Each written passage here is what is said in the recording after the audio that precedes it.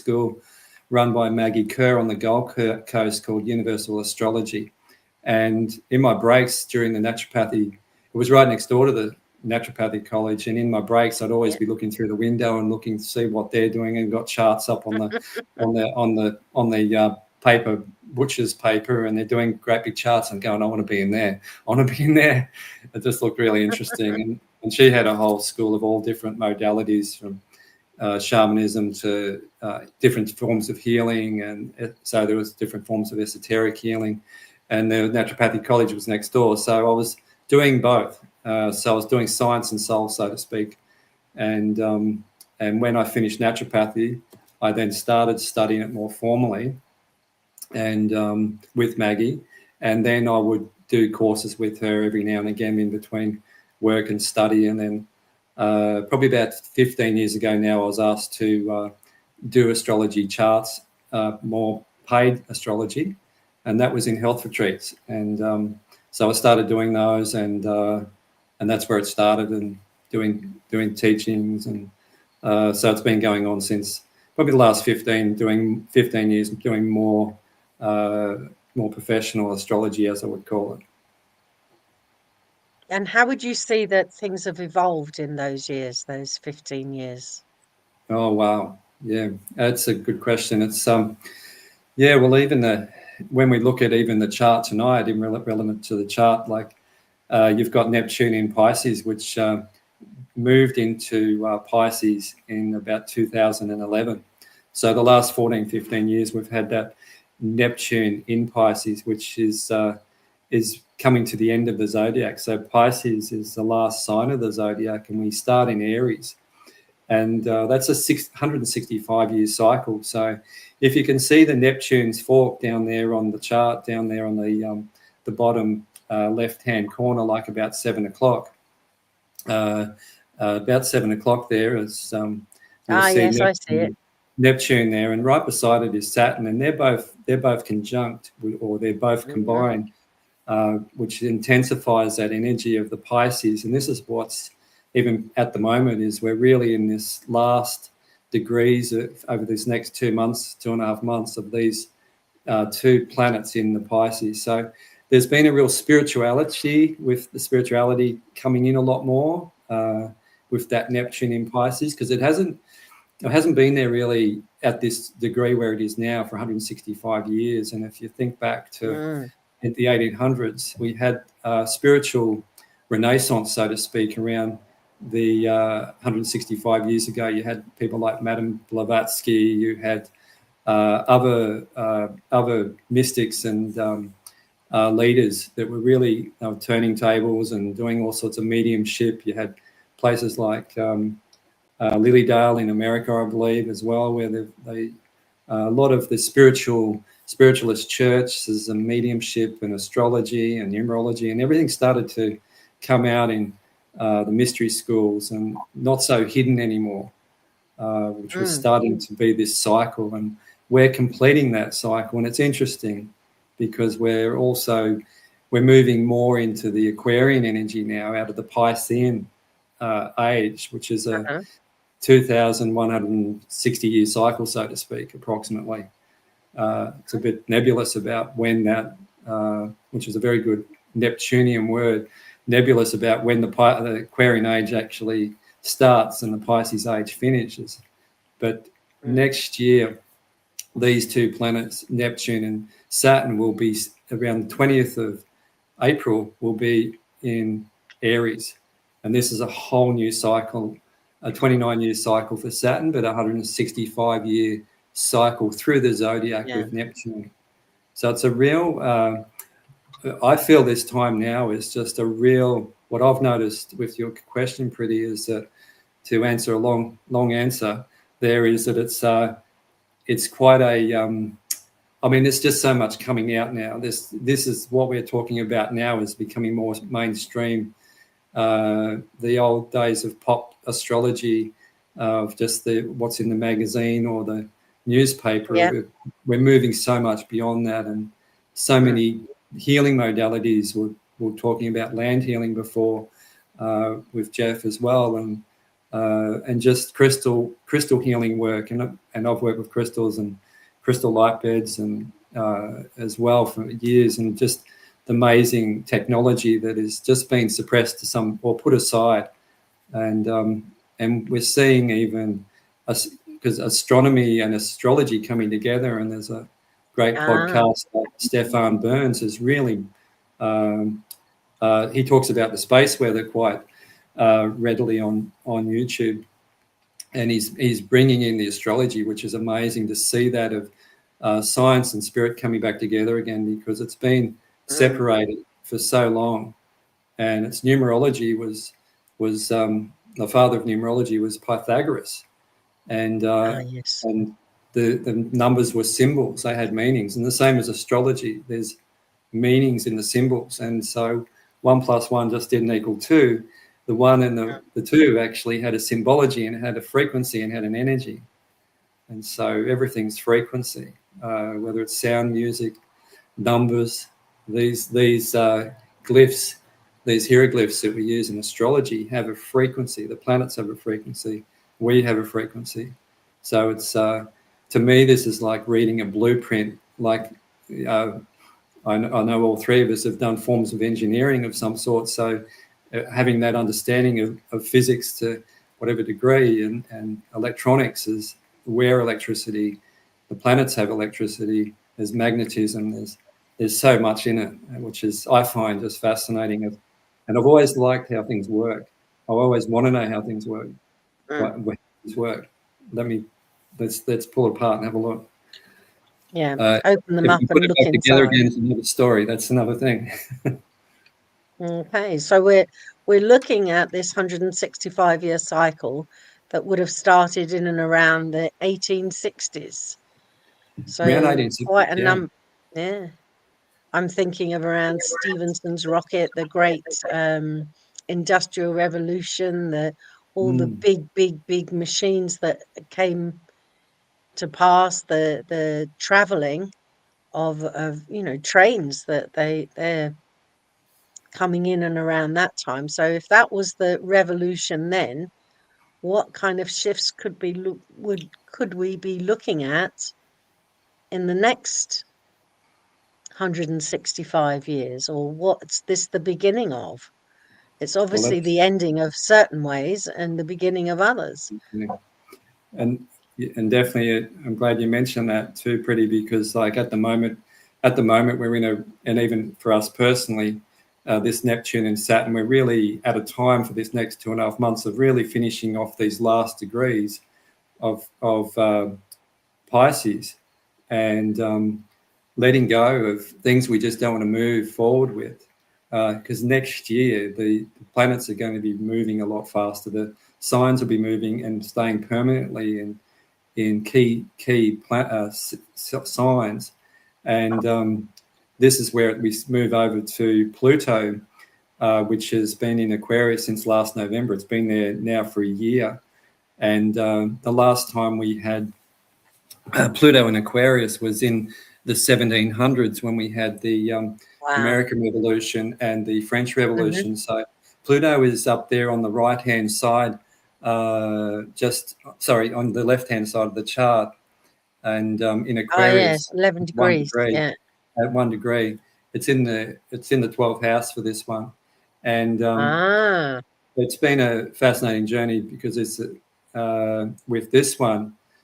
Because Pluto is about power, transformation, and it's about purging. It's also the ruler of Scorpio, which is quite hidden and deep. And Pluto goes into the underworld where things are hidden and brings them up to the surface. And this is very Scorpio energy. The modern day ruler of Scorpio is Pluto. And when Pluto aspects anything on our personal chart, or when it changes sign, it's very significant. And Aquarius energy is about technology, and it's even off-world technology, galactic. It's intellectual. It's also humanitarian. And this is when you've got Pluto here, which is also about power and transformation. This is power back to the people. because this sign of Aquarius is humanity. And so this is here for 20 years, basically, from 2024 November to January 2044. So this is quite a significant time, like when we had the French Revolution and they stormed the Bastille, and we had all the horrible things happened to the so-called the monarchy there in France, and bringing power back to the people. And that's when they changed things in Europe for the better for the common folk or people on the land and things like that, where it's taking the power back to the people away from authority. And this is what we're dealing with now, is where we're looking at the rising of people coming back together in even like tonight, or small groups, and the power of people coming back together to really let's transform what has been mucked up, so to speak, by powers that be, by programming, by things that have really affected the earth, our health and wellness. And so this is the start of a bigger picture, because we're moving into that 2,000 years of the Aquarian age. And it's a bit there's a lot of talk about when that actually is, but there's greater cycles of the zodiac, which is like that are beyond just 2,000 years. You've got greater cycles that go up to 250,000 years and 26,000 years and different things. So the 2,000 years is in the 26,000 year cycle. And then you've got the great zodiac, which goes up to or greater zodiac, 250,000 years. So they're already in Aquarius. So the greater zodiac is already in Aquarius. We're down here catching up, so to speak. And so you can see it coming in. You can see the technology, how fast it's moving now, good, bad, whatever what's happening on the world with the different technology. And this is where we will see more technology speeding up, and how we use that technology is another thing as well with this Aquarian energy, because sometimes it can be all intellectual and up in the head. And it's so important for us, humanity, to stay present in the heart as well, because the technology can just we're seeing it with AI at the moment. And we've got Uranus in Gemini, and you've probably seen so much of it coming in this previous months with Uranus that spent a number of months in Gemini, which has just gone back into Taurus. Now, I'll find that on the chart for you. I'm just flowing intuitively with this. It's down on the about 5:30 on the chart there. There's a blue symbol there, looks like an antenna. Yep. Yeah. And that's Uranus. And Uranus is the ruler of Aquarius. And that's been trine, which is 120 degrees to Pluto over these last few months, and it still is. And so that's also been in Gemini, which is about, and just as Uranus is about the great awakener. And it wakens things up. It awakens us up. When you ever get a Uranus transit, like a 42 years of age, they have a Uranus opposition. And Uranus has an 84-year cycle. It's like it can be a big change for people. Some people go, they're having a midlife crisis, but it's actually can be a midlife awakening, but it's put down as a crisis. People are looking back to where they've been, to where they want to move forward to, but it can be a crisis if it's hard to let go of the old and move forward and grow and evolve. And that's what this Uranian energy is about. But just coming back to that, it was in Gemini. It will go back into Gemini next April. And this is what's bringing in even more. Uranus is a communication planet, upper communication planet, more advanced type of communication, higher communication. And it's going to be fully in Gemini next year, moving forward until 2033. So we're going to see some very fast energy with these air signs, Gemini, as well as the Pluto, as well as the Neptune and Saturn moving into Aries. So you've got this fire and air, which is very fast energy. It's very masculine energy. And so it's like comes April next year, it's like hold on to your hats. strap yourself in and remember to breathe and keep your feet on the ground, because it's like there is a lot of energy going to be coming in. And we're going backwards at the moment with some of these planets. Some of these planets are in retrograde, which doesn't mean the planet has a engine, has a gearbox that it puts itself in reverse and goes backwards. Planets don't do that. That means that they're just slowing down compared to us on planet Earth. So they're just slowing down. They're not moving as fast, so to speak. But we're looking like we're moving faster. Retrograde motion is like if you're sitting in a train and you're moving forward, there's another train beside your footing moving forward, but it's that other train is going slower. But when you're sitting in the train, if you've ever been in a train, it just looks like it's going backwards.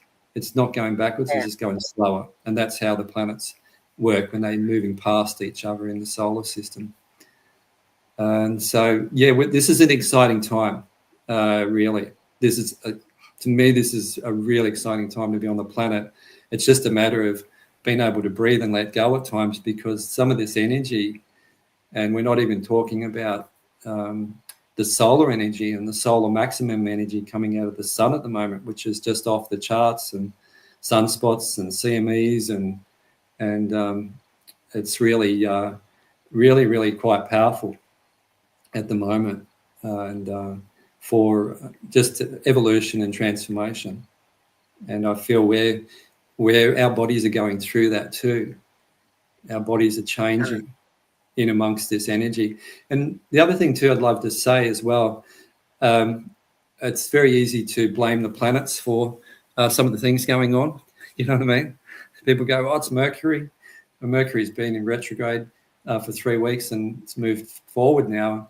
And people always blame Mercury for a lot of things, but you just think about the rewords. It's like redo, revisit, retreat, just replay, go over some old ground, just dot your I's, cross your T's where you may have missed some, improve your communication.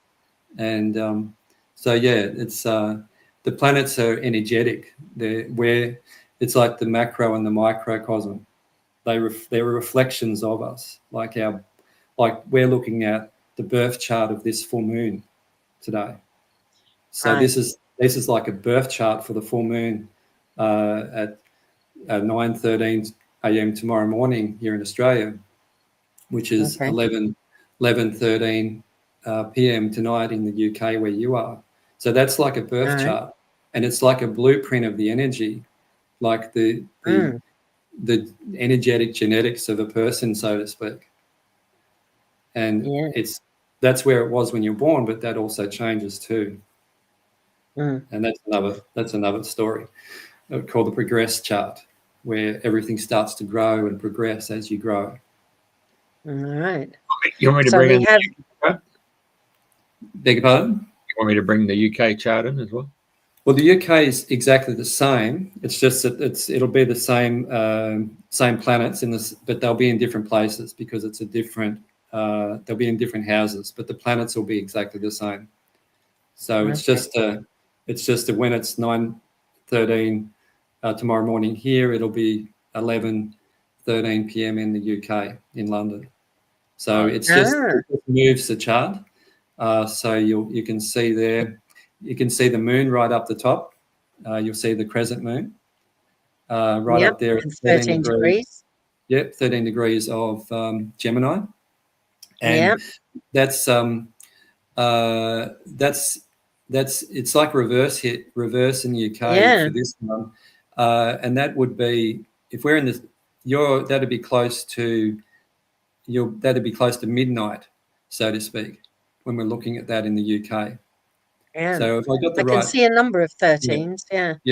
There's a lot of 11, 13 is 11:13. So this is you've also got the sun at 13, and you've also got the horseshoes. You'll see some horseshoes, upside down horseshoes, and they're the north and south nodes. So you'll see there's a north node in Pisces and a north node in Virgo. Now they're all in 13 degrees. 13 degrees. So that is what we call a grand mutable cross. They're all at exact opposition, and you got right angles, which is called squares, and you got oppositions which are like this full moon. So this is a really dynamic combination as well with this, because the Pisces Virgo axis is the health axis. It's also the spirituality axis as well with Pisces. Virgo is more dot your I's, cross your T's. It's more analytical and also detail orientated. Pisces is more nebulous. It's media, it's creativity, it's singing and dancing, but it can be escapist. So this energy is getting activated with this full moon as well. And whenever we have a full moon, the sun is in Sagittarius at the moment. So it's blasting towards the moon, 180 degrees apart, which is a direct opposition. And it's blasting the moon, which reflects back to us like a mirror tenfold in esoteric astrology. So we get not just the moon's rays, we get the sun's rays reflecting back on us on the earth. And so this amplifies the energy of the Sagittarian energy, which is quite strong in this chart, because down there where you see the sun with the circle and the dot, which is like just a circle dot, you've also got Mars and Venus right beside that. So you've got three planets there in Sagittarius, also in opposition to the moon. So you've got Mars, which is drive and energy and passion, and you've got Venus, which is self-worth and value and relationships.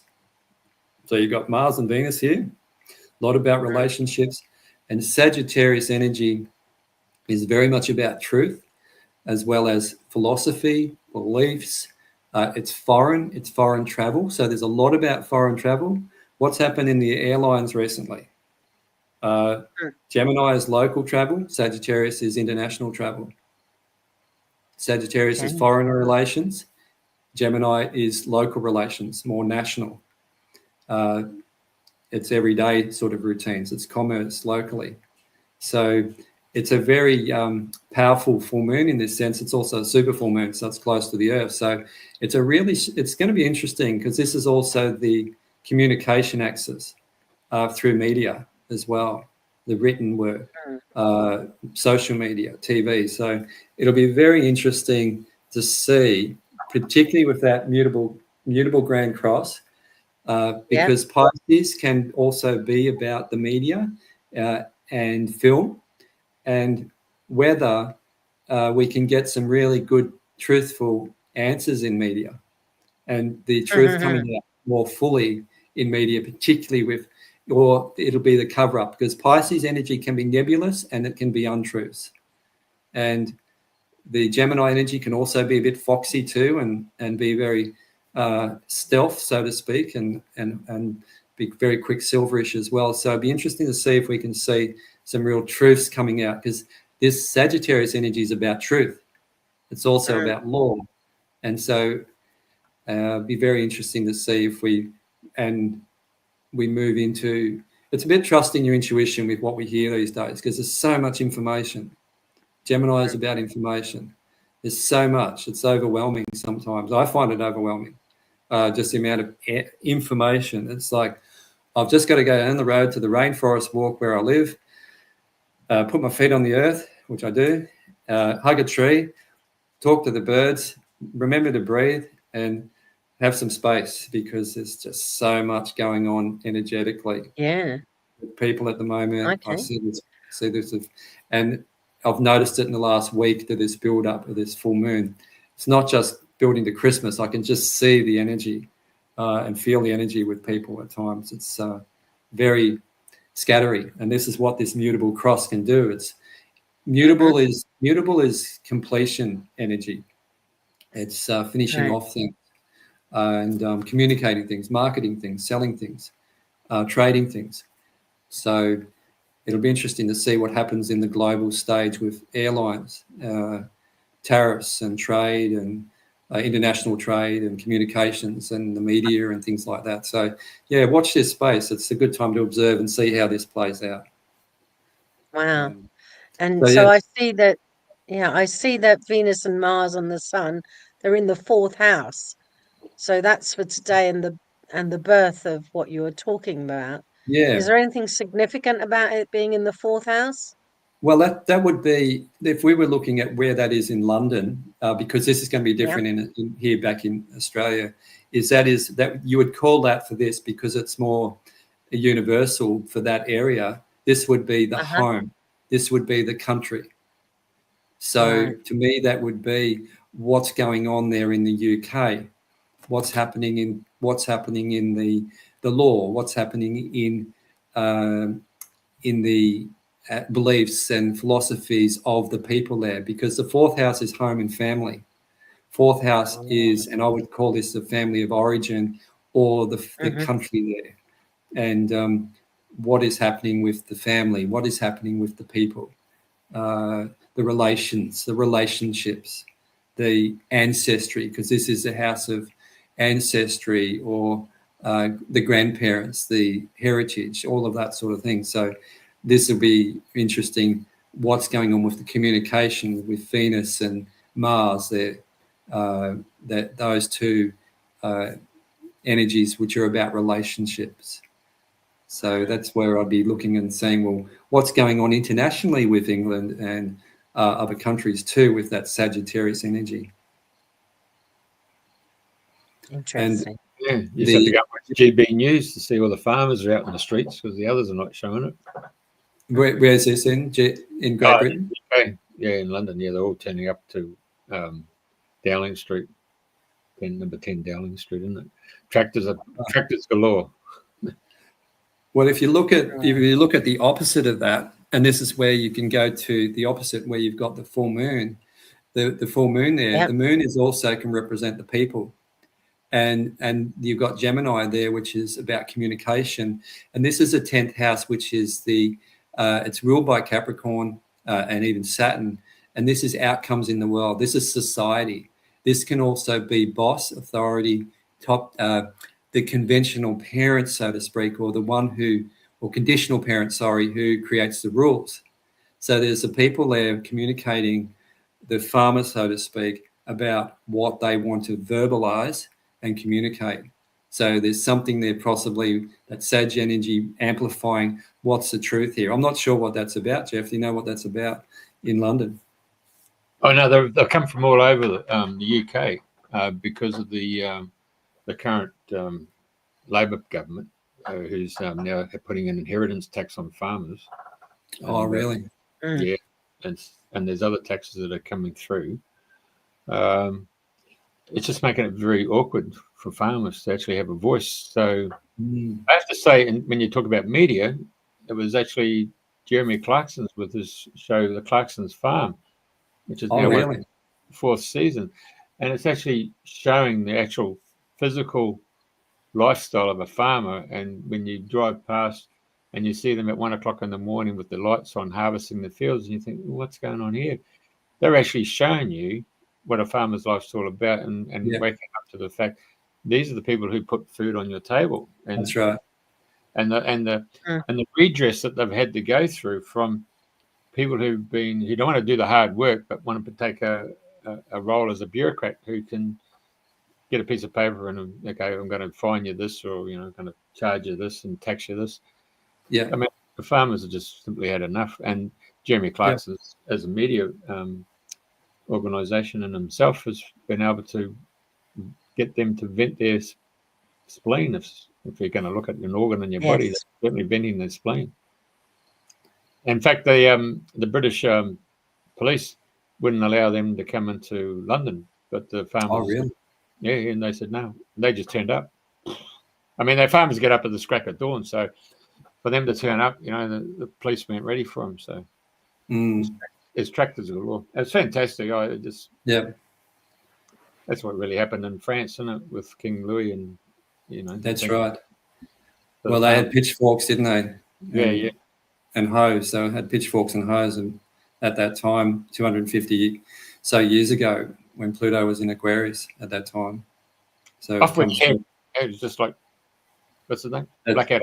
Off with your head. Well, there is some planetary alignments. They're not in this chart, but there is a planet, and I cannot remember exactly, called Argol. There's a planet called Argol, or an asteroid Argol, I don't go right into that, but it's certainly, I know that is to do with off with their head. So it's interesting you say that, and it is in alignment with some of these planets as we speak. So I haven't gone into that too much, but it is power back to the people, and people are speaking up. And we saw that in Holland a number of years ago with the farmers as well. They really, we've seen it even here with truckies and stuff like that as well at times. We're certainly, it said people, the power back to the people, and really these unfair sort of tariffs and taxes and whatever else, inheritance tax. And that's the fourth house, Jeffrey. Fourth house is the inheritance. It's about the family. It's about that's the family of origin. That's where like the family ancestry. So it's interesting. This is coming up at this time. Oh, a lot of them have been third, fourth, fifth generational farmers. Yeah. I mean, the young fella who's coloured, who's on Clarkson's farm. I mean, he hasn't gone any further than bloody 10 miles out of his location until Clarkson, London, isn't it? Wow. So, I mean, real died in the hard, local people. They got their little. If you travel around England, there you hear all the different little accents and their little phrases. It's quite a potch. Anyway, it's a delightful country. Carry on, mate.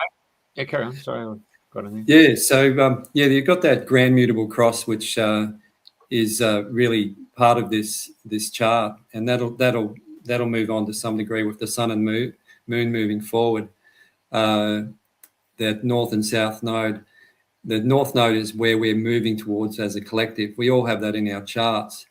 In Indian or Vedic astrology, it'd be Ratu and Ketu, or the head of the dragon and tail of the dragon in different astrologies. And in different astrology, talk about that in positive and negative ways. But the north node, which is in Pisces, which is on the right-hand side of the chart with that horseshoe upside down there or upside, is where we're moving to as a collective. And we stay in those signs for about 18 months. Now, Pisces, that Pisces sign there is about your intuition and a new vision as well. And it's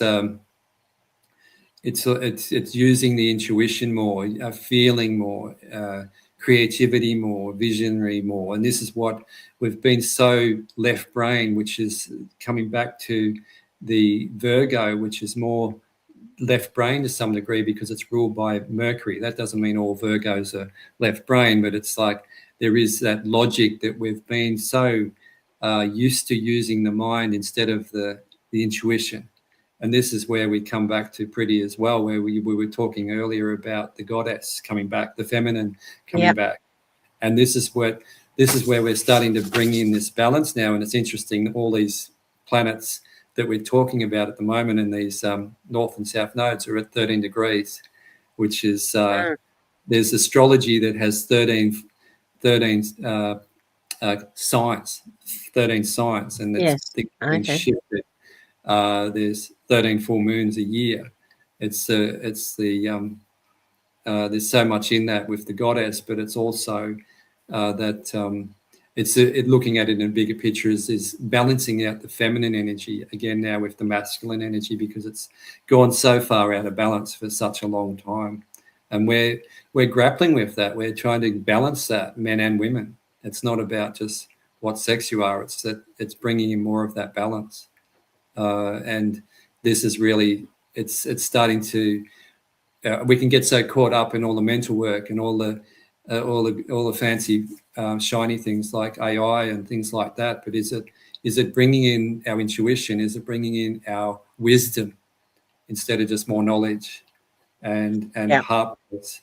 And this is where we're on that cusp. Do we go down that path where we're missing out on that heart-based intuitive feeling aspect in our lives as well, which the indigenous people of the lands had very strongly in the Celtic religions and the different indigenous religions around the world. And this is what it can be, is also coming back, I feel strongly now, to bring in the balance. So this is an interesting time looking at this chart. The other thing, talking about more feeling and the emotions and feeling, and is it in this chart is a grand water trine as well. So those planets we spoke about earlier on, which are in Pisces also, just above that north node on the right-hand side is Saturn and Neptune in Pisces. Now, if you look at the chart, in the middle of the chart, you'll see blue triangle. You'll see a blue triangle, and that is 120 degrees down to the bottom of the chart. You've got Neptune there. Looks like it's got a horn and a round circle and a cross, and that's in Scorpio. You've got Black Moon Lilith also in Scorpio right there. And this is a grand water trine up onto the left-hand side of the chart at about 10:30 is Jupiter in Cancer. So this is a grand water trine, which is bringing in a flowing, more sensitive energy here. You've got Cancer there, Jupiter in Cancer. This can be about business, can be about family. Jupiter is about expansion, so this can be really expanding things out a lot more water here with this. And we've had a lot of water here recently with rain and storms and stuff like that. And particularly with that Pisces energy over there on the right-hand side again, the Neptune and Saturn, I've always said, okay, when these two Neptune and Saturn go into Pisces for a couple of months, we're going to see a lot more water. And we have seen that recently, not just in Australia, but it's been around the globe in different places as well. And we'll see them move forward. Both of them will be moving forward, the Neptune soon, but we've got a couple more months of those, at least another 2.5 months of those in that Pisces energy. And so there's a lot more intuitiveness here. With that, where you're circling there at the moment there, Jeff, is you've got this Neptune, this Mercury and Black Moon Lilith. They're in Scorpio. Now, Scorpio is like very transformational. Anyone who's got a lot of Scorpio energy, people trust. They're like make good therapists and counselors and detectives and things like that. People trust them.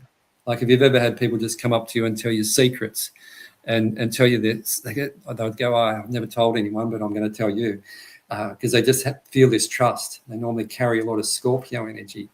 And so Mercury here can be it's about communication. And so this could also be that there could be truths that are brought to the surface, because Scorpio brings things out which is hidden under the bed or hidden beneath the closet, that it brings things out from the underground that is hidden. And so we may, in this energy now, it's an opportunity for people that they might want to speak up, or like I feel like I'm speaking up with this energy tonight, just speaking up, having this opportunity to speak on this platform. So this Mercury in Scorpio could be this opportunity to speak or speak truth, or to bring things up that may be hidden as well. And this could come out in the media. This could come out personally in relationships as well. Right next to, and we come back to the goddess again, or the feminine, is right next to the Mercury there. We've got Black Moon Lilith, which is feminine power. Now, that's not a planet, it's an aspect in the sky, but this is like creation and growth with this alignment, because this is also in this trine. So this can be also maturity, emotional maturity. So there could be, with these two planets, or this Black Moon Lilith Mercury, communication on deeper levels happening between people as well, or in a broader sense as well with others. So it's very transformational when we look at this. It can also be that this sort of energy, if it's aspecting somebody personally, it could be overwhelming too with this energy. It could be like, I just feel like I'm just a mess at the moment.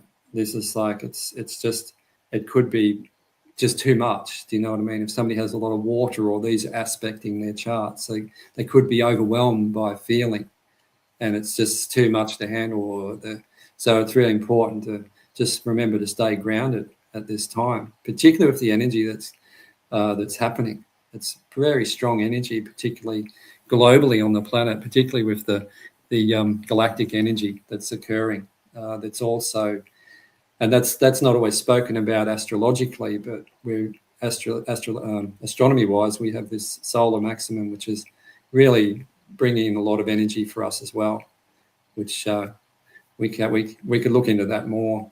In the chart, is looking at the sun and the Sagittarius and the sun there of the expansion. So it's a really strong time, and that water could certainly, and it's also flowing energy, creative energy, intuitive energy as well with that one. So it's certainly a interesting lineup of these Grand Cross, these oppositions, the Mars and the Sun and Venus opposite the Moon. And so when you look at this can also be placed over your birth chart and see how does that align with a person individually. So you can do that in relationships. You can get two people's charts. You can get the planets, your birth chart. You can get this chart laid over the top of each other and do a composite chart to see what's affecting what planets, what's going on for a person. And this is what happens in astrology sessions with people, is you can look and see where are the transits, what's happening for the person, where's all the energy happening. So it can be taken to an individual level. And there's some astrologers that do a lot of global astrology as well. They look at the charts of the country. So you can go back to the chart of Australia or the chart of England or the chart of America or whatever country and see what's going on in that country. You can get the leaders and see what's happening there and see what's going on. And that's another, it's like political astrology, geographical astrology. So, yeah, there's so much in there. The chart, there's 3,000 points. So you imagine somebody coming to see and say, can you go through those 3,000 points? And I'll say, I'm not your person. There's so many aspects in astrology. And I like to try and keep it as simple as possible and make it as practical, grassroots level that it can help somebody move forward from where they are, and they can have understanding, relief, or where they've got a bit of a plan to move forward. So do you actually overlay mum, dad, and the kids? My family, or I know you do readings where you get an overlay and you put the mum, the dad, and the kids. Sometimes, yeah. Sometimes I've done that with people coming in with the mother, the father, or the kids, or two partners coming in, business partners, marriage partners, business partners. Just, yeah, you can do it with a lot of things. You could do it with countries as well. You can be creative with it. I've done astrology with a stone circle up here in Kin, just up here. A lady who's got a property that I know, I used to work with in health retreats. She's got a property with stone circles, and we did work in the stone circle of the astrology, and where we used the sun and the moon, and also Pluto. The theme was power and transformation, to see how you felt being in the stone circle, and the person could choose somebody who reminded them of mum, which would be the moon, somebody who reminded them of the sun, which represented their dad, and then they represented somebody who represented power, which was Pluto.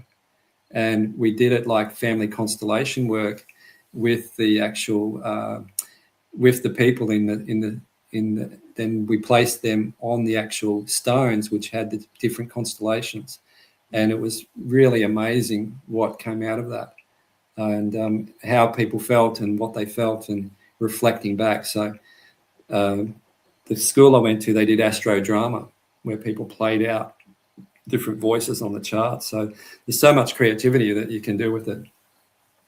And but so, yeah, you could look at a mum and dad and a family and see you can do that compatibility chart and see, well, how are they communicating?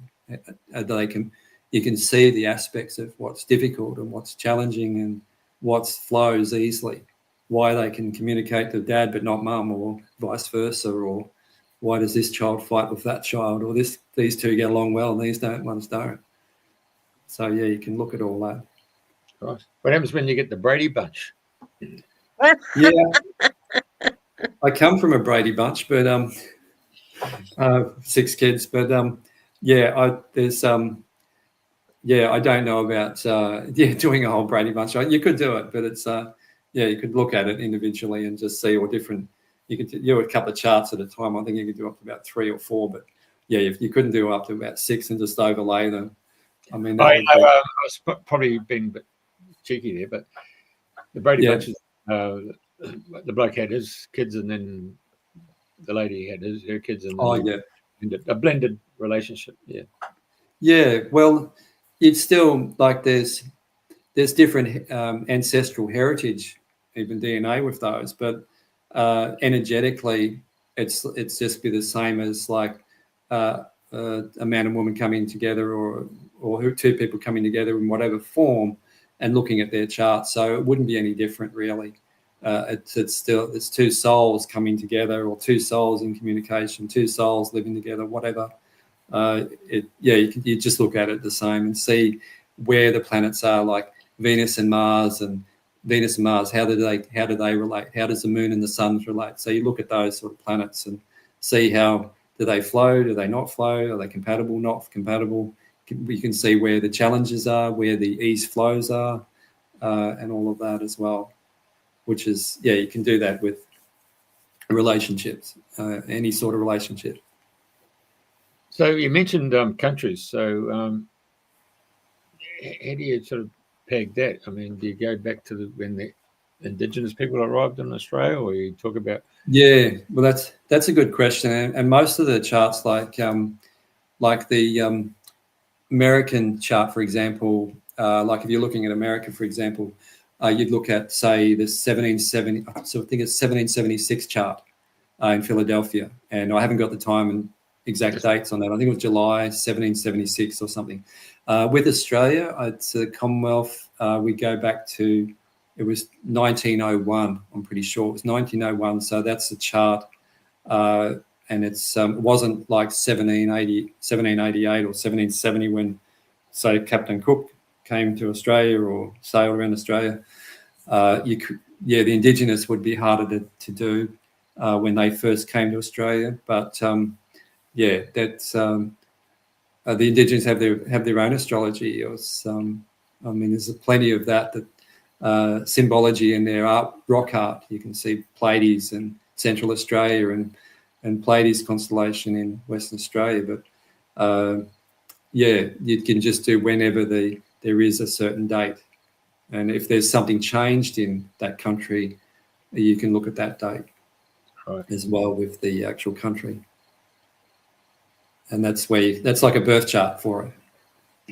So when the Dutch came here and called Australia New Holland, is that a new date that you can work on, or you could?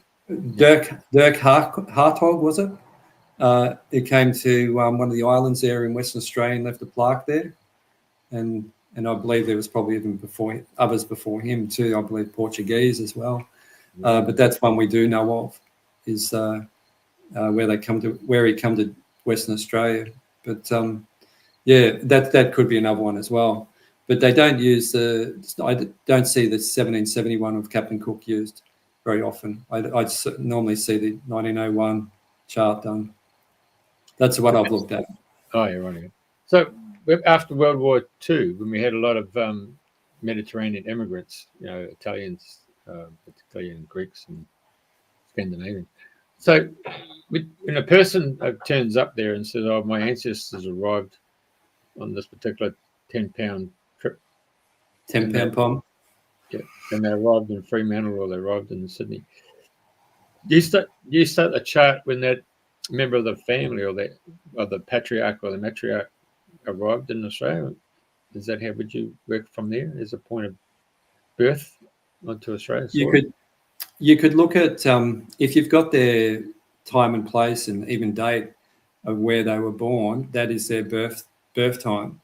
But when you look at where they landed on that particular date, let's say it's in Fremantle in Perth or over here in Sydney, you could look at that as a new beginning point on their chart and see how that current chart is compared to, like a transit chart compared to their birth chart if you've got the details.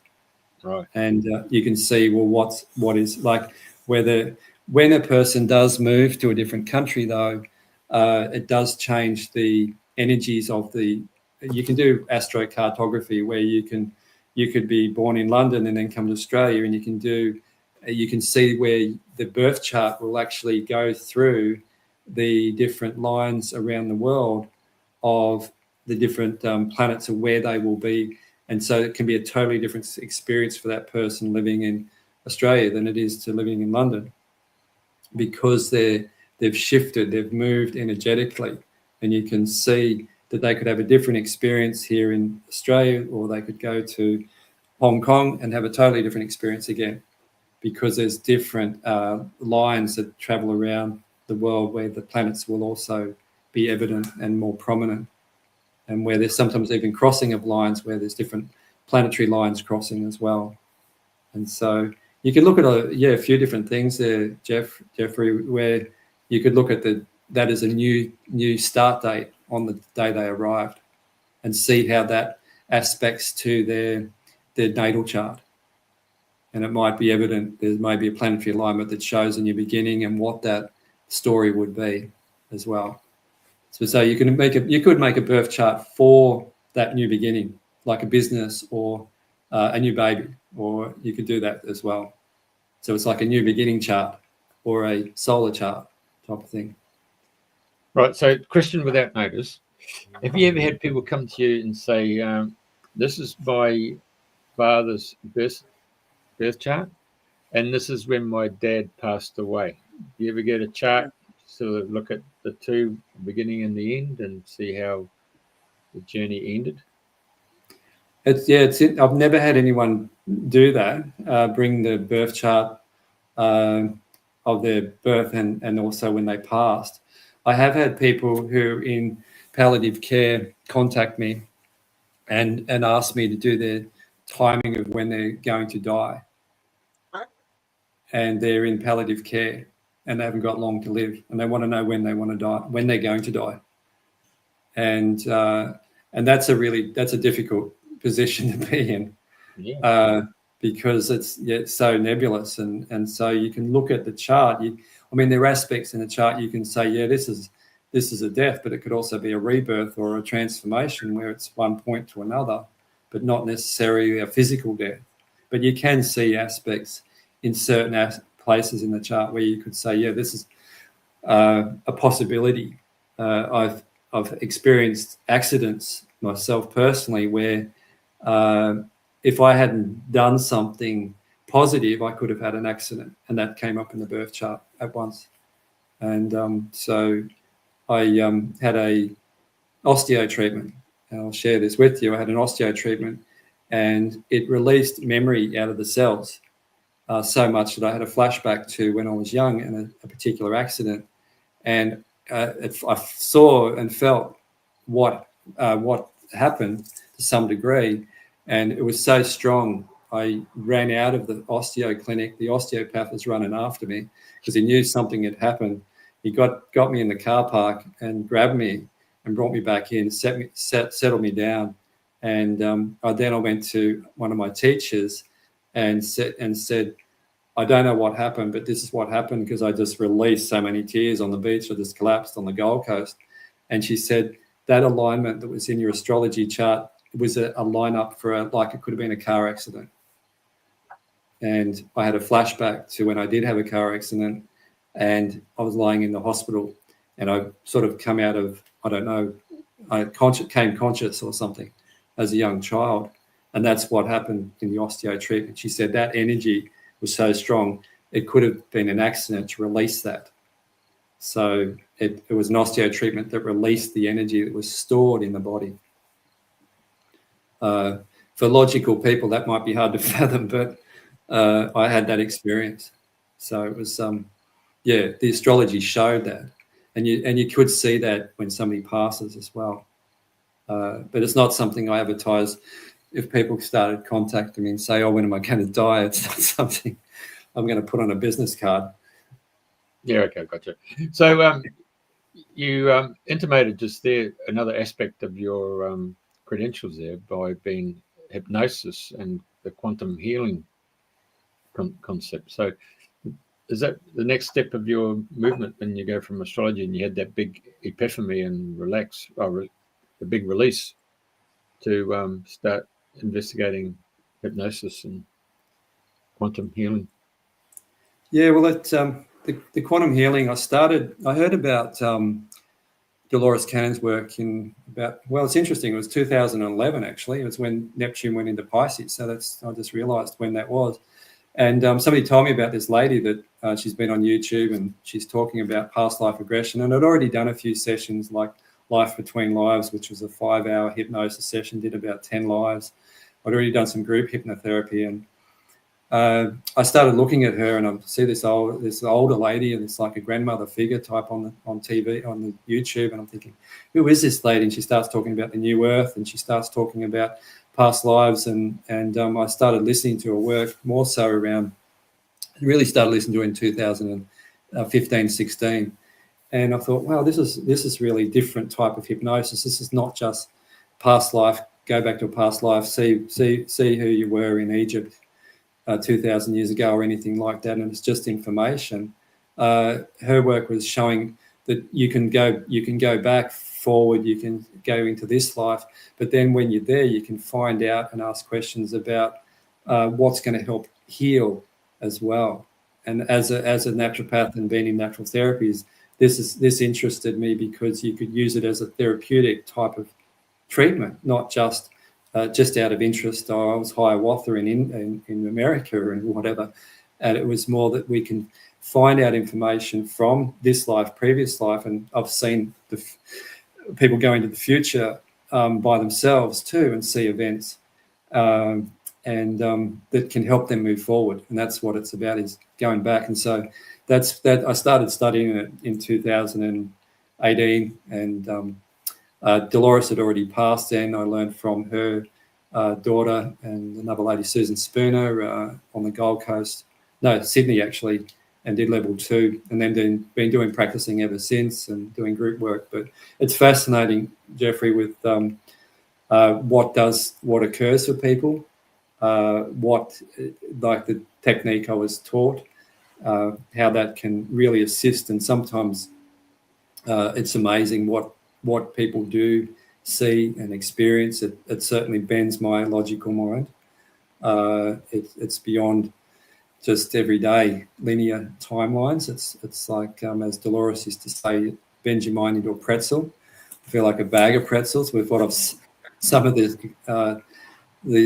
things that I've seen and occur, and it just doesn't make linear or logical sense. But what the main thing is that those that really get something from it, and they're moving forward. That's what's really great to hear. And it's sometimes I think I've done the worst session ever, and people come back and said, "Oh, that changed my life, and that was the best thing ever." So I'm going, "Oh my God, I thought I was never going to see the person again." But yeah, it's amazing. So it's never, even it's out of my control sometimes of how these sort of things can move somebody forward. And just holding the space and having good intent and allowing that person to go into those places can be quite remarkable. So the CIA haven't knocked on your door for remote viewing? Not at the moment anyway, but I'll let you know. If you don't hear from me again, you'll... I know people have talked about stuff like that and have had different experiences, but no. Just been flippant there. I don't know if they've tried to take me out a few times either, but that's I've been too elusive. I'm a Gemini. Right. Oh, right, she said. I noticed in one of the charts there's some empty houses. Does that have any significance? Is that somewhere where it's nice and quiet and there's nothing going on? Like we've got the second house and the sixth house for today, the birth of the... Yeah, that's a good one, Priti. When people are having their charts done, they go, "Oh, there's nothing in my relationship house. Oh, there's nothing in my career house." It's like, oh, what does that mean? It's like, no, you look at the sign that's on the house cusp. So, excuse me, if you're looking at the second house, second house you'll see on the cusp there is the scales or the Libra or the Omega symbol. Yes. And that's the Libra. So when you're looking at the second house, that's the house ruled by Venus. It's the house of self-worth and value, very Taurian type elements, resources, how you earn your money, self-worth, value, all those nice things, creature comforts. And it's got Libra there, which is also ruled by Venus. So that would be, for this chart, that would be the area that that would be the symbol, the sign we would look at is Libra. That Libra is also on the third house cusp as well. So it does move over 2 houses there. And it does have a theme there in the third house, which is the house of siblings. So if there's no planets there, you look at the cusp of the house. And if, let's say, you've got the moon traveling through there, is transiting through there, like you can see where the moon is today, then when the moon gets to Libra, that's empty. That would be moving down there, and the moon would be aspecting that area. Or another planet that could be like Pluto that's moving through there. Let's say it was in Libra, could be moving there. It may be in that house for 20 years. So it's having a transformational effect in that area. The moon moves signs every 2.5 days. So it moves pretty fast. It doesn't sit around in like Gemini, but Friday night into Saturday, it'll be going into Cancer. So over the weekend, it'll probably be in Cancer. So it's moving through signs pretty quickly. But other planets can be then having an effect. Uranus could be, there's a lot of involvement in that house. Saturn could be bringing in more structure or slowing things down and setting goals, or bringing in more structure into that area, making things practical.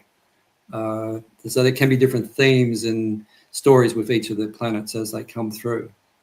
But the Venus there is been very strongly in this house, and also the sign of Libra, the ruler of Libra, is that this amplifies that. Libra, it can be about social. It can also be about relationships. Venus is about relationships.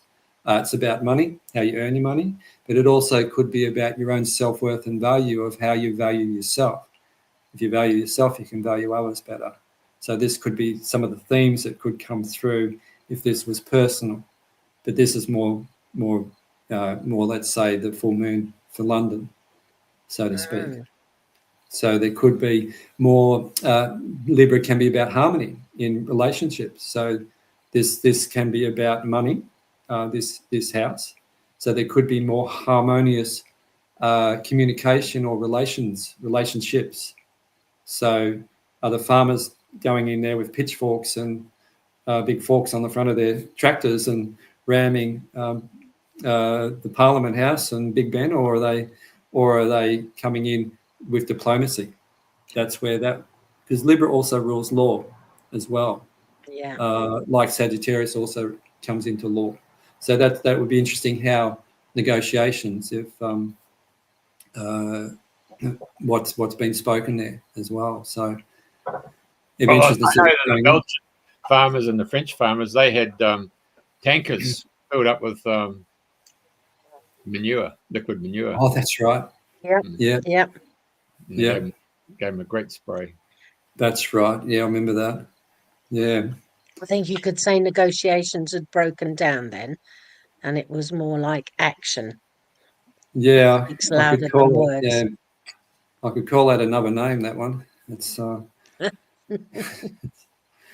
coming from the country. That's certainly not wouldn't be very pleasant.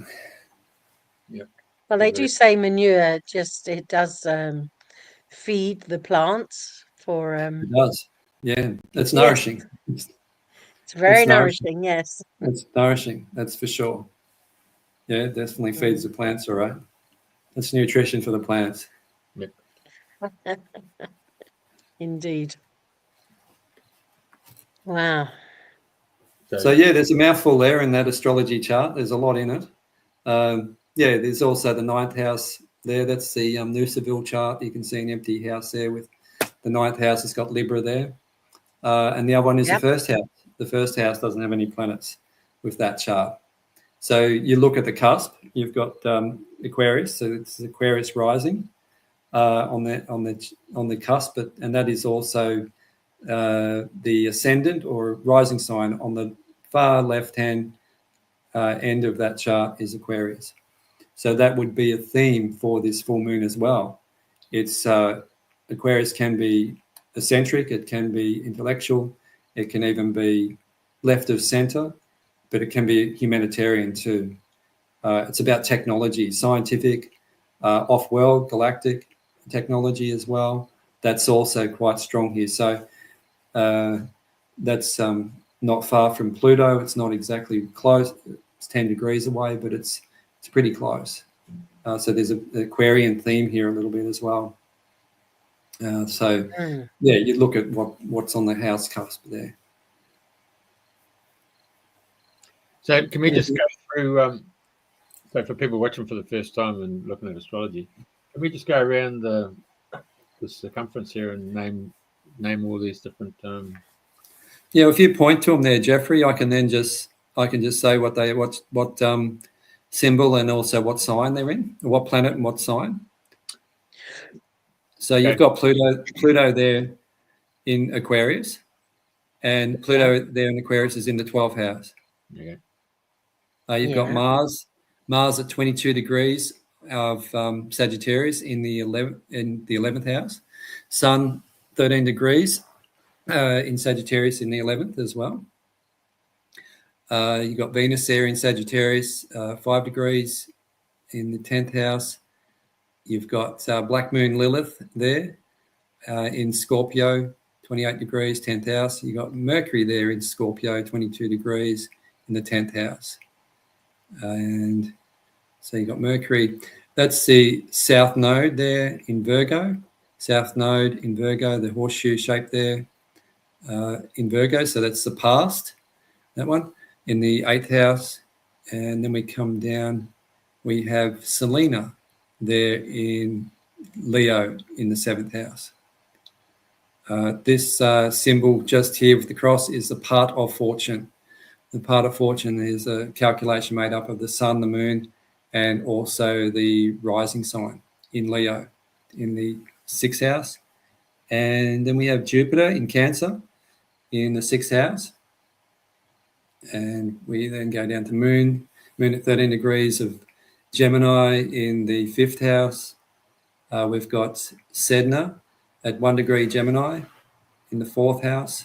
That's a very outer planet in the Kuiper Belt object, that one. And then we have Uranus there in Taurus, 28 degrees in the 4th. And the next we have Eris, the sister of Mars, or Aries, in Eris in Aries in the 3rd house, next to Chiron in Aries in the 3rd house, right beside it, 2 degrees apart. So they're both conjunct. And we then go to Neptune. We've got Neptune there in Pisces in the 2nd house, and Saturn in Pisces in the 2nd house. And then we finish there with the North Node in Pisces in the 2nd house. Right. So a quick run around the chart. Yeah, very good. Okay.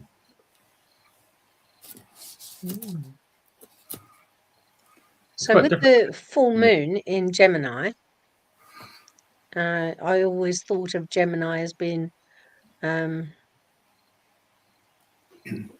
and mortal. Divine and mortal. Side by side. Yeah, divine and mortal running side by side. Divine and mortal running side by side, like Castor and Pollux in the sky, in the constellation. The twins. Yeah, this. There is that aspect of the higher and lower self with Gemini, and there is that element. It's there is like two minds. To the twins is like there's two hands, two arms, two lungs. That's what it rules in medical astrology.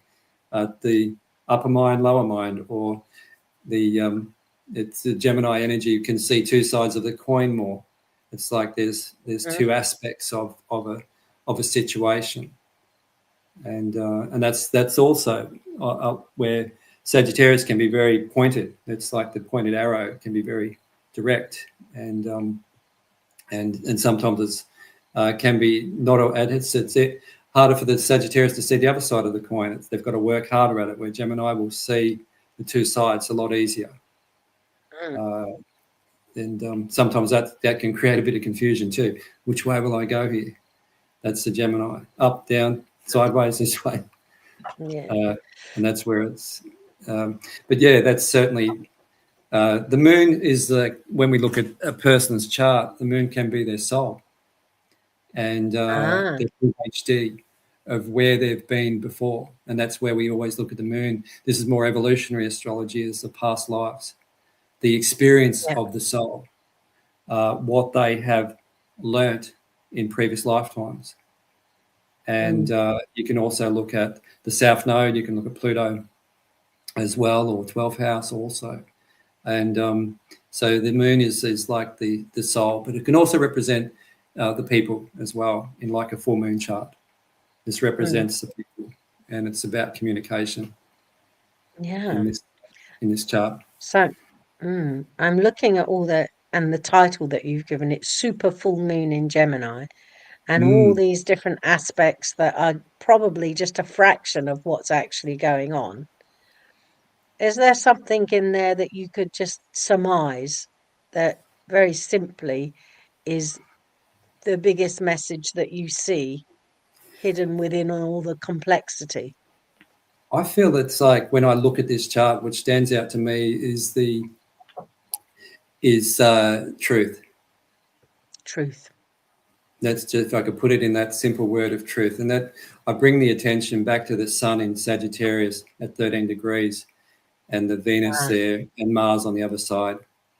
Truth in communication, truth in relationships, truth in law. That's where I would.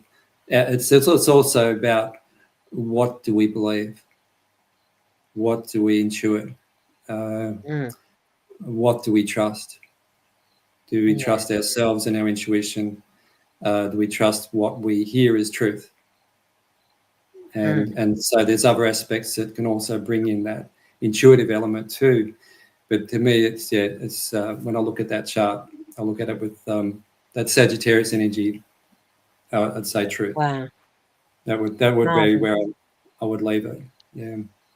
Yeah.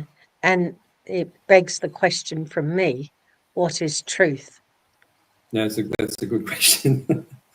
It is. That's a very good question, is what is truth and what is your truth and someone else's truth? Yeah. It's is it an individual? Yeah. Yeah. It's but there, what is truth for an individual? What is what do they feel is true, not what they're told is true? I always think of that movie, You Can't Handle the Truth. Oh, just a few good men. A few good men and women. Yeah. You know, I really think that with the AI, I mean, I've seen some young ladies there go on their mobile phone and asking ChatGPT some really interesting probing questions. And it's like GPT seems to scour the whole internet interface with whatever content's been placed up there, and it's bringing out some amazing behind the scenes or behind the curtains, a bit like Wizard of Oz when Toto finds the bloody bloke behind the bloody curtain, isn't it? Yeah, so so there's some very forward-thinking young, and they have been young girls been asking some really, really out there questions. Yeah, I mean, they've really taken the Vatican a bit of a hammering. That's all there. Yeah. Yeah, it's an interesting area. The whole AI area. It's it's gathering information from so many sources, and it's I'm seeing people use it a lot now in many ways, from writing astrology posts to, but even using it like their own personal counselor as well, and setting up like their own individual.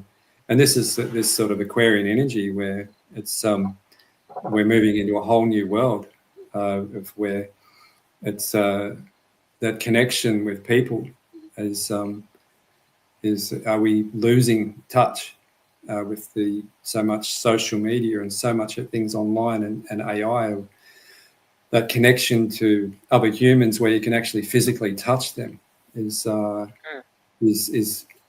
what is happening there with our society? Are we losing touch with each other to some degree with this new whole AI? And my concerns would be is losing a sense of our own connection and our own trusting our own intuition with this technology. I could see that the technology could be used in great ways, but I can also see that it could be used in others too. Use the force, Luke. Use the force, Luke. Hey, yeah, yeah, exactly. Yeah, wow. It's a big topic, isn't it? And but it's certainly I've seen people use it in different ways, and it's a very nebulous type of energy at the moment. I think with it, of where is information coming from? Some people are saying some of the information, and when they fact check it, is not correct. If somebody's is an expert on something, and then they look at it and go, no, it's not spitting out the exact information. It's mistakes that can be made. If somebody's taking that as truth, well, it's. I mean, at the end of the day, humanity, our age, has been Dick Tracy and his wristwatch, and then of course Star Trek. Computer. I'm talking to the computer, and so we've had this sort of internal programming that the computer would be running the spaceship or starship, doing diagnostics. Yeah. And of course, they're going around with their little, what we would consider to be iPads, the tricorder and all that stuff. So yeah, the imagery's already been out. They have, haven't they? Yeah, for a long time. Yeah. Yes. And I can see I see there can be some benefits in that as well. Or James Cameron, Terminator movies. But AI. Perhaps there's some common denominators when it comes to truth. There are some universal truths that each and every one of us are uniquely connected to, I hope. And that, I hope, is the hope for the future. Yeah, definitely. Well, Pete, is there any other question that we haven't asked you that we should be asking? That's a question. We have gathered information. We've talked about a lot of the astrology. We've talked a little bit about past life regression or quantum healing hypnosis and briefly on AI. I think the other thing we haven't spoken about, which is quite topical at the moment, is that Atlas, say AI Atlas, 3i Atlas, not AI Atlas. Yes. I look at some of the social media. Some of it looks like 3i Atlas or AI Atlas, and it's works. And I know NASA was very silent about things, and there's been a lot of silence about what this comet actually is. From an astrological point of view, I've always seen comets. I remember seeing Halley's Comet as a young child, and remembering that comet, and you could see that very clearly with the naked eye. This comet is not as easy to see with the naked eye, but it's certainly been interesting to watch those that are really following it really closely. Stefan Burns is one of them, and some of the other astrologers who are quite prominent out there talking about the aspects and lining up the alignments when 3i Atlas is traveling through this our solar system, when it's coming via really close to the planets. And one that really stood out to me was the ceasefire in the Middle East as AI Atlas came through. 3i Atlas came close to Mars, and there was a ceasefire in the Middle East, and Mars is known as the planet of war. It's also came and went behind, had a perihelion with the sun, and we're in a solar maximum. We're in solar maximum 25, which goes every 11, 12 years. When that's come out in the end of October, we've had some massive solar flares, even in the last week or two, couple of weeks. We've got pretty solar storm happening as we speak on this full moon. In 2 weeks' time, on the 19th, we'll have a third three-eye atlas coming through close to Earth as well.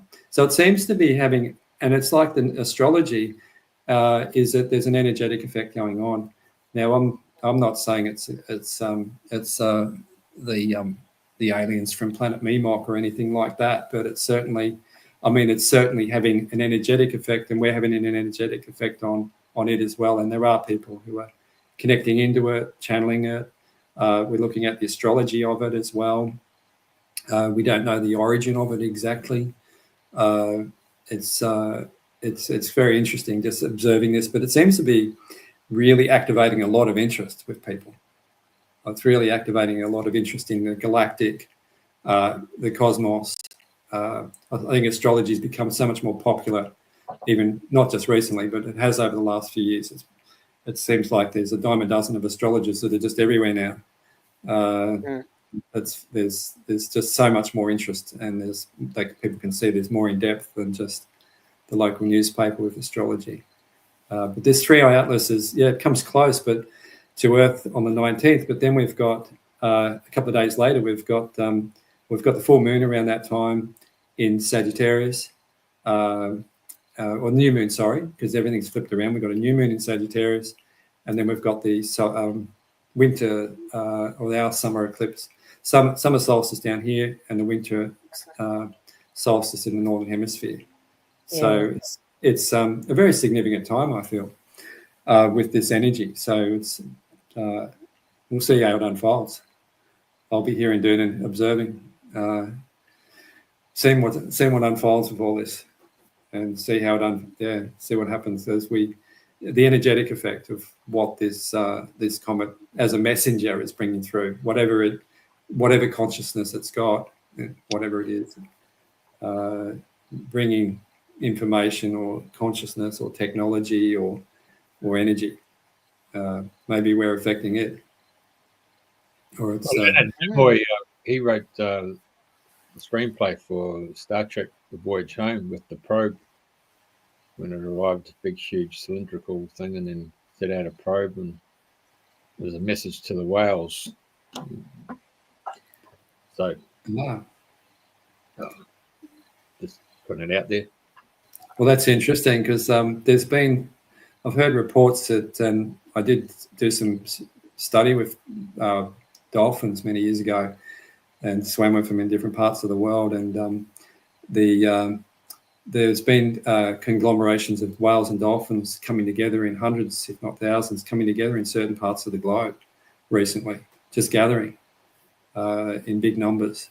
So it's interesting you say that about the whales. Maybe there could be a link there. Who knows? What are your thoughts on it?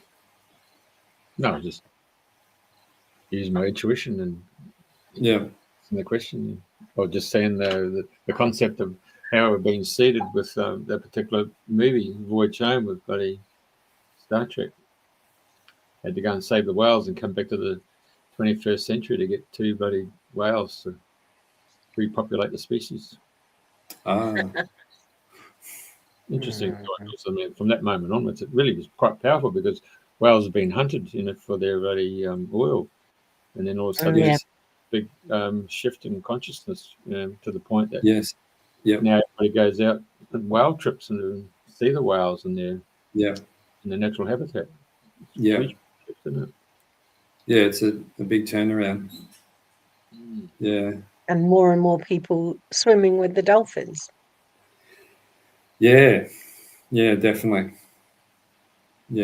That's always an amazing experience, swimming with dolphins, and even whales as well. It's just if you can feel their frequency, you can hear their frequency, or I've heard their frequency and feel them in the water. It's just a magical experience. Very good. Anything else, Paula? Pretty baby? I can't think of anything else. I love the idea that the truth is out there. And if that's what's being born today, let's all be truth seekers. and Truth find seekers. what that means to each and every one of us, and collectively we'll come up with a far greater truth, I think, than anyone can imagine at the moment. I like that, Priti. Thank you. Thank you. Thank Right, you, really. Peter, thanks for coming on. Thanks for sharing your wisdom, your knowledge, and your understanding. Thank you. Yeah. Thank you, Jeffrey. Thank you, Priti, for the invitation. I really appreciate it. And It's thank been you. great listeing to you.